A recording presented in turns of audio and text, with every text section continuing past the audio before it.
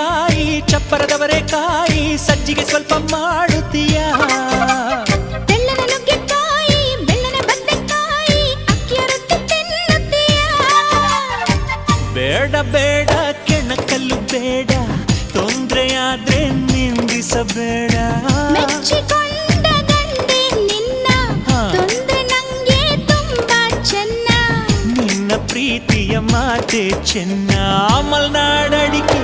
ಮೈಸೂರು ವಿಳದೆಲೆ ಬೆರೆತರೆ ಕೆಂಪು ಪೋರಿ ನೀನು ಪೋರ ನಾನು ಕುಡಿದರೆ ತಂಪು